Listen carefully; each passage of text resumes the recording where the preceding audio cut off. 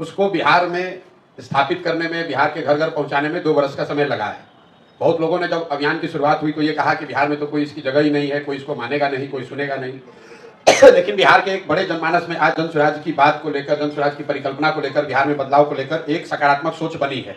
बिहार की राजनीति का एक उभरता सितारा जो कभी किसी समय सारी पार्टियों के लिए काम करता था, पैसे लेकर पार्टियों को जिताने का काम करता था, मैनेजमेंट करता था और उसे चुनाव मैनेजमेंट गुरु भी कहा जाता है। लेकिन उसी प्रशांत किशोर की पार्टी ने जो बिहार में मात्र 10 दिनों में कर दिखाया है और उनकी पार्टी के भले ही किसी प्रत्याशी की जीत हासिल ना हुई हो, लेकिन उनके पार्टी को जितना वोट मिला है, जितना वोट शेयरिंग मिला है, उसे देखकर साफ तौर पर कहा जा सकता है कि मात्र 10 दिन पुरानी पार्टी, जिसे मात्र 2 नवंबर को सिंबल दिया गया हो चुनाव आयोग द्वारा और उसके बाद बिहार में 13 नवंबर को वोटिंग हुई हो, यानी कि मात्र 12 दिन मिले हो और उस भी 12 दिन में छठ और दीपावली की 4-5 दिन की छुट्टी रही हो और 5 दिन में ही प्रशांत किशोर की पार्टी ने जो कारनामा कर दिखाया है और जो जानकारी आ रही है उसके अनुसार बताया जा रहा कि प्रशांत किशोर बिहार के अगले सीएम बन सकते हैं और इसकी 99% संभावना जताई जा रही है। हम आपको सबूत के साथ, प्रूफ के साथ दिखाने और बताने जा रहे हैं कि आखिर प्रशांत किशोर 2025 में बिहार के भावी सीएम कैसे बन सकते हैं और 4 से 5 मिनट की रिपोर्ट में हम आपको पूरी बात बताएंगे। बने रहे हमारे साथ रिपोर्ट के अंत तक।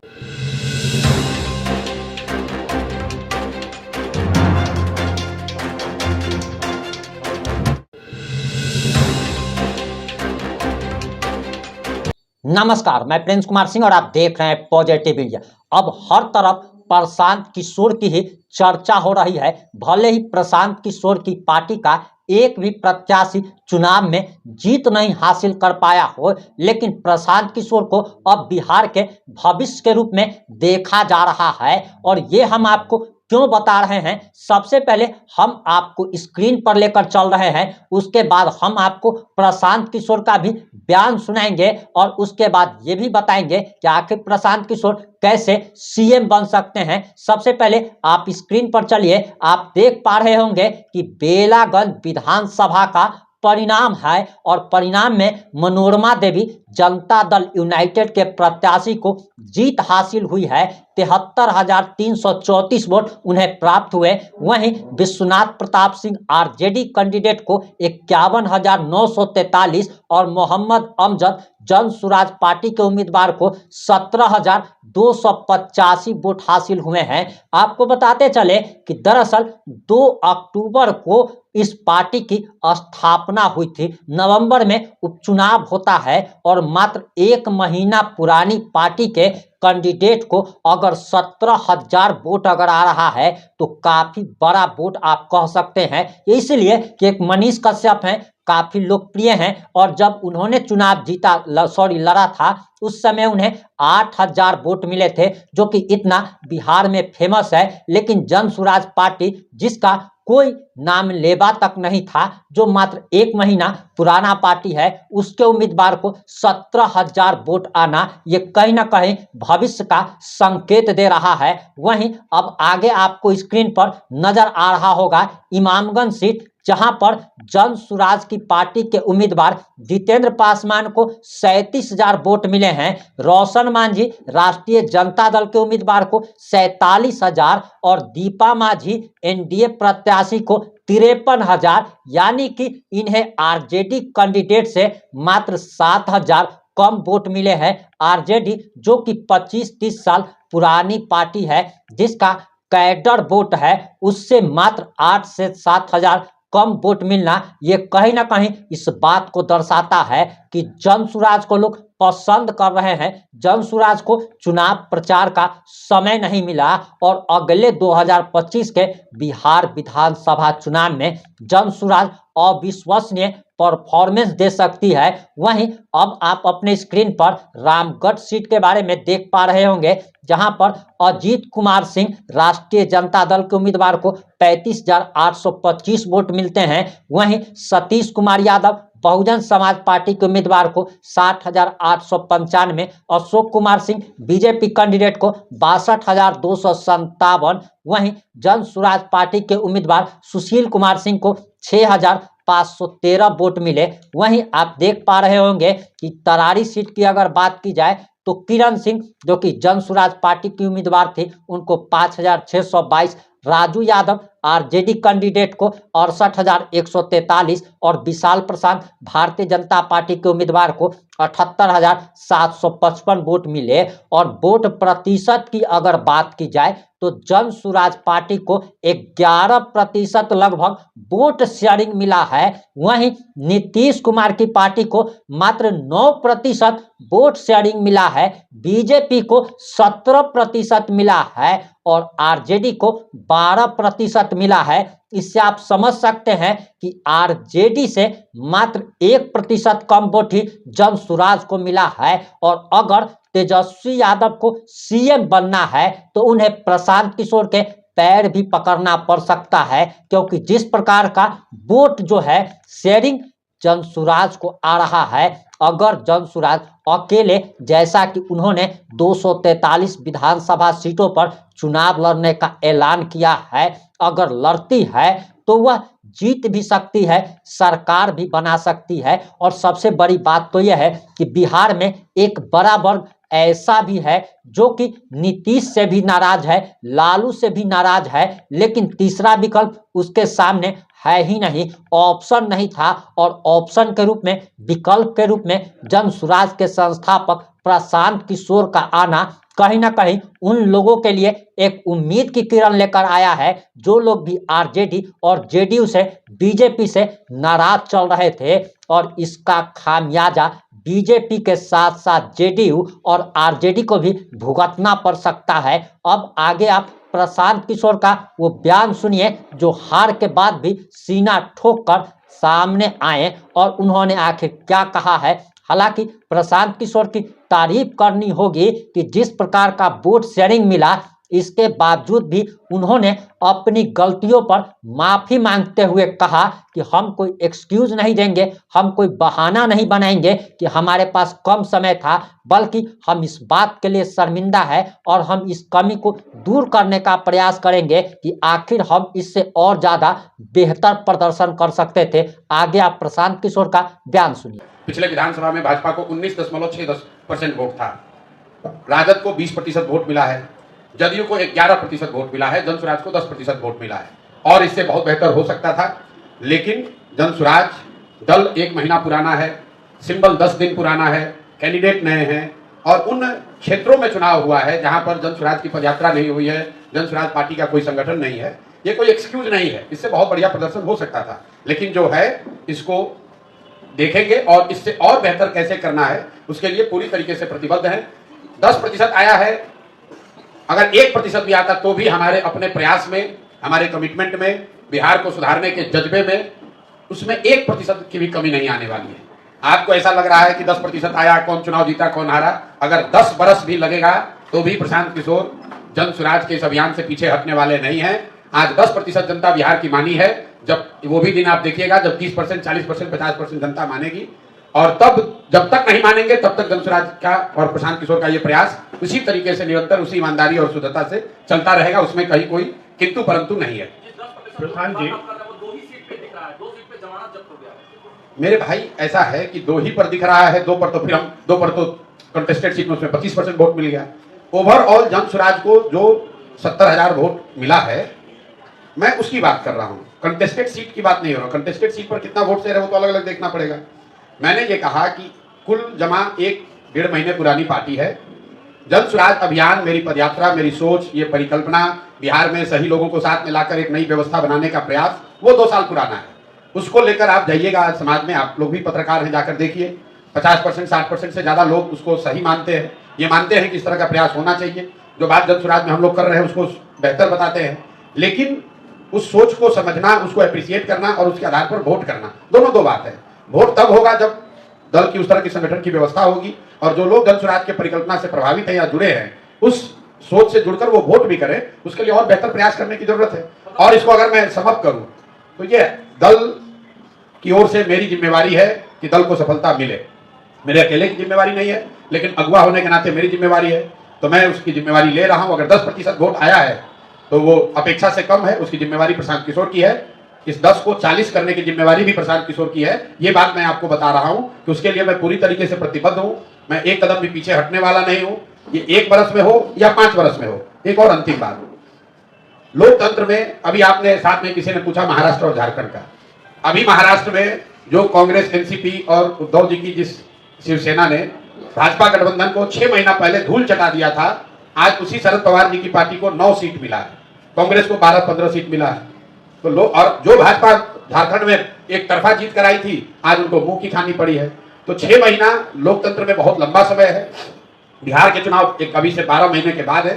जन स्वराज परिवार से, इस सोच से जुड़े हर व्यक्ति से मैं इतना ही कह सकता हूं कि आपको बिल्कुल एक पैसे भी निराश होने की जरूरत नहीं है। इस प्रयास की ईमानदारी और शुद्धता को बिहार की जनता ने सराहा है, उसको स्वीकार किया है। अब उसको वोट में परिवर्तित करने की जो कवायद है वो अगले 1 साल करेंगे, मेहनत से करेंगे और ज्यादा प्रयास करेंगे, और मेरा अपना मानना है कि अच्छा ही रिजल्ट आएगा। मानते हैं कि प्रधान जी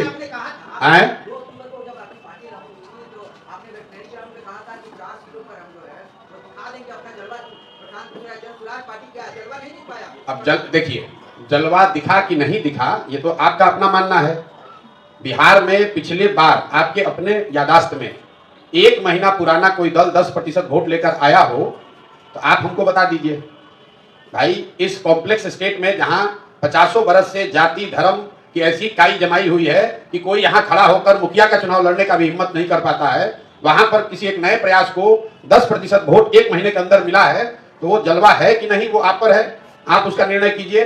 मेरी समझ से और बेहतर शुरुआत हो सकती थी, लेकिन जो शुरुआत हुई है ये आगे इस पर एक बड़ी इमारत खड़ी करने के लिए काफी है। इस पर जन स्वराज के लोग मिलकर आगे प्रयास करेंगे, उनको बड़ी सफलता मिलेगी।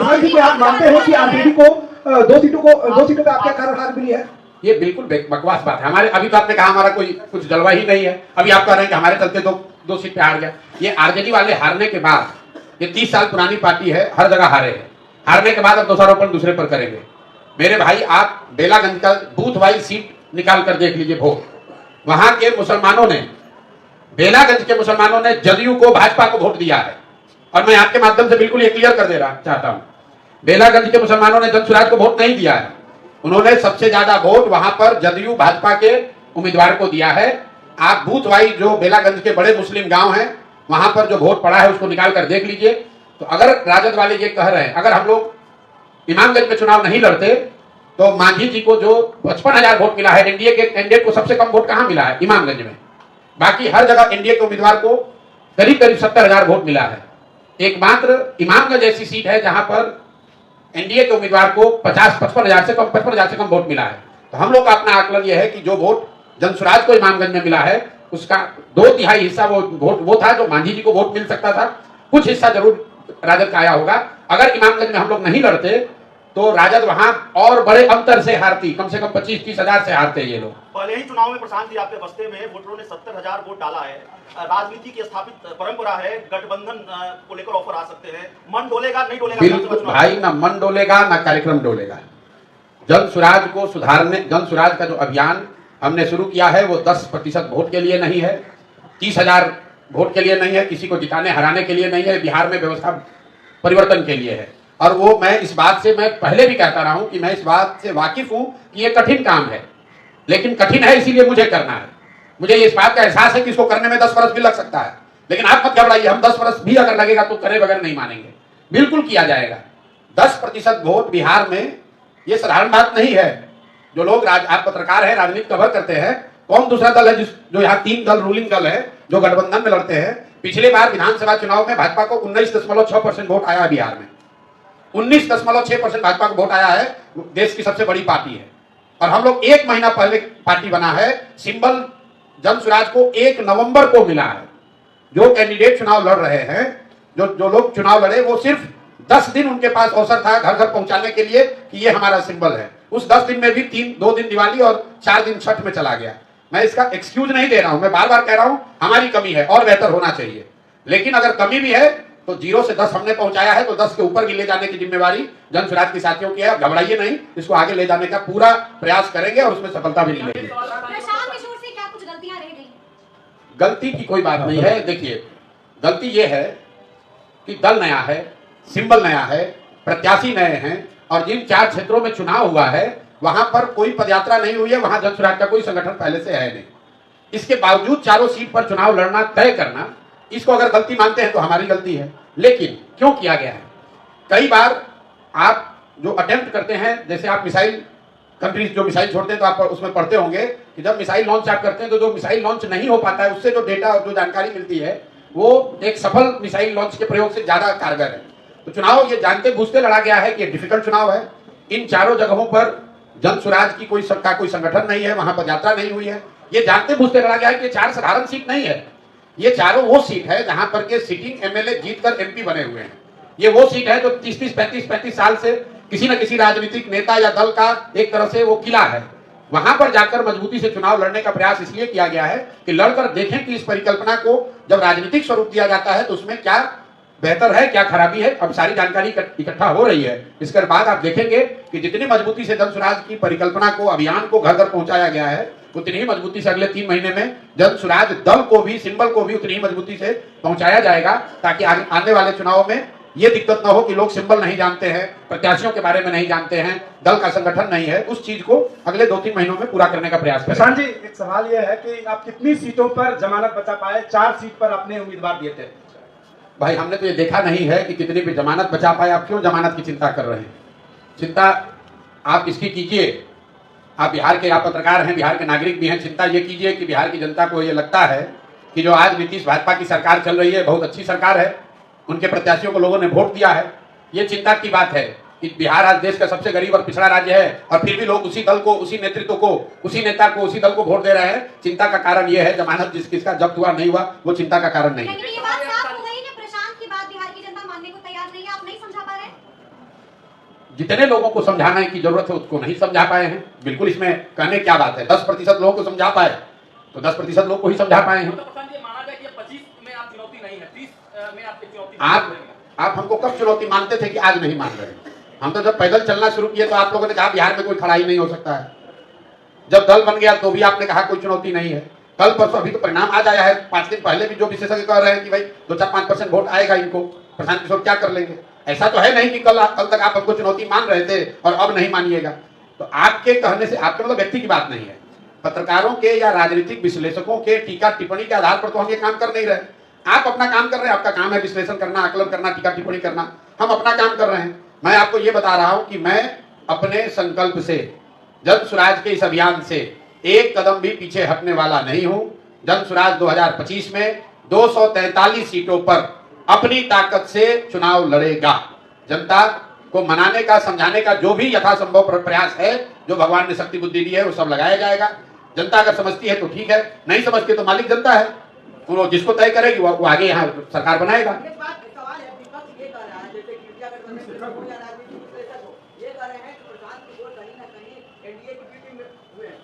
मेरे भाई, ये कोई नई बात आप थोड़ी ना कह रहे हैं। मतलब जो लोग 30 साल से यहाँ अपना दल चला रहे हैं, अब राजद के प्रदेश अध्यक्ष, उनका लड़का रामगढ़ में 3रे नंबर पर है। अब आप बता दीजिए कि वहां भाजपा के जीतने से जन स्वराज का क्या लेना देना है? वो किसने रोका था उनको जीतने से? किसने रोका है? आप बताइए ना। तरारी में सीपीआई एमएल हारी है भाजपा से, तो क्या वो जन स्वराज की वजह से हारी है?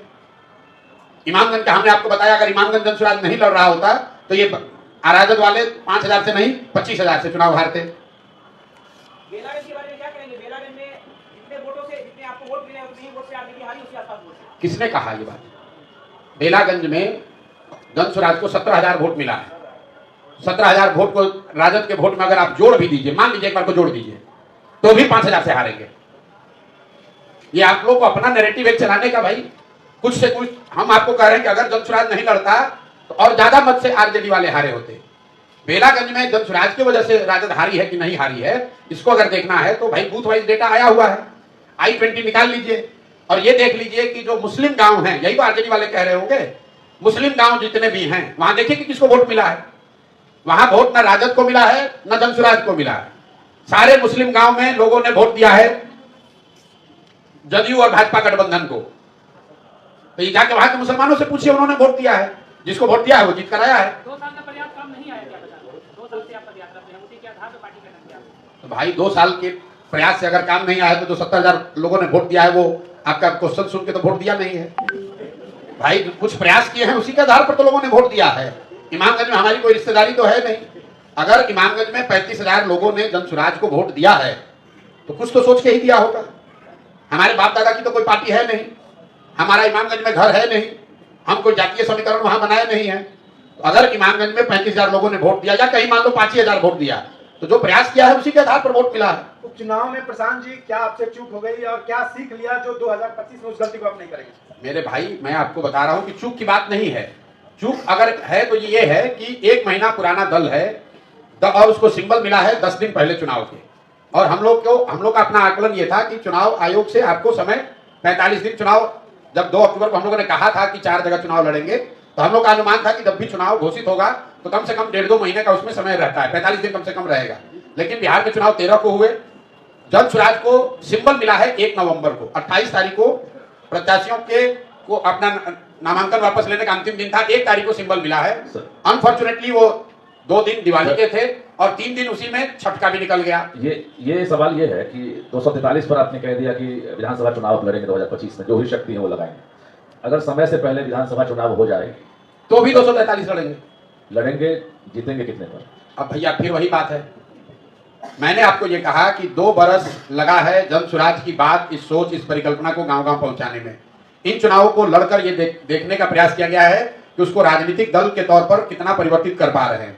और जो आंकड़े, जो जानकारी, जो अनुभव अभी हासिल हुआ है, इसके आधार पर आप मेरे से मार्च में बात कीजिएगा। मार्च तक दल को इस स्थिति में ले आएंगे कि वो हर जगह बहुत मजबूती से चुनाव लड़ सके। एक सवाल है कि चुनाव से पहले इंडिया ब्लॉक के तमाम नेता ये कहते हैं चुनाव के बाद की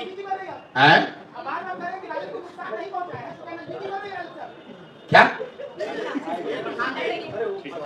भाई, जब 243 हम लड़ेंगे तो नजदीकी बढ़ाकर क्या उनके साथ तमिलनाडु का चुनाव लड़ेंगे? नजदीकी आप गजब बात कर रहे हैं। हमारी नजदीकी किसी से ना है ना हो सकती है, क्योंकि जनसुराज को 243 सीट पर लड़ना है तो कौन दल है हमारे साथ नजदीकी करेगा भाई? वो अपना दल अपना जीरो करना चाहेगा तभी तो हमसे नजदीकी बढ़ाएगा। प्रधान जी, इंडिया ब्लॉक के तमाम नेता ये आरोप लगाते हैं एनडीए के ऊपर, खासकर बीजेपी के ऊपर, कि बीजेपी सेटिंग करती है चुनाव और रिजल्ट से पहले जितना मानकर बयान आता है, उन्होंने कहा था कि जैसे भी हो, जिस तरह से भी हो, जीत हमारी। इसमें चुनौती कौन रहेगी, तेजस्वी या नीतीश कुमार? भाई हमने पहले भी उपचुनाव से पहले भी कहा है कि लड़ाई यहाँ पर एनडीए से ही है, भाजपा नीतीश कुमार से है, आरजेडी से नहीं है। आप मेरे पुराने सारे बयान निकाल कर देख लीजिए, क्योंकि लोकसभा के चुनाव में भी 176 जगह पर एनडीए के प्रत्याशी ही आगे थे, अगर लोकसभा के चुनाव को विधानसभा के नजरिए से देखिएगा तो। और एनडीए की ताकत है, भाजपा और नीतीश का जो दल है, नीतीश जी का तो नहीं लेकिन भाजपा का की ताकत है, उनका संगठन है, उनके लोग हैं, उनकी एक जातीय व्यवस्था है, प्लस एक बहुत बड़ा वर्ग है बिहार में जो लालू जी के खिलाफ वोट करता है, तो वो इसलिए उनको वोट कर रहा है कि भाई जनसुराज अभी जीतेगा कि नहीं जीतेगा, चलो अभी नीतीश और भाजपा को ही वोट दे दो। नीतीश कुमार की वोटर महिला वोटर मानी जाती है, आप मानते हो वो आपके लिए चुनौती होगी? नहीं मानता मैं नीतीश कुमार को, न चुनौती मानता हूं, न आगे मानूंगा, चाहे वो जितना चुनाव जीत जाए। नीतीश कुमार का कुछ नहीं है। इस चुनाव में भी 11% वोट आया है। आप लोग जबरदस्ती का नीतीश कुमार को एक कि कैसे आदमी को बेलागंज में चुनाव लड़ाए हैं वो आपको मालूम है हमसे ज्यादा बेहतर, और नीतीश जी के प्रभाव से जीते हैं कि किस कारण जीते हैं वो आपको ज्यादा जानकारी है, हम उस पर टिप्पणी नहीं करना चाहते हैं। जदयू को 11.6% वोट आया।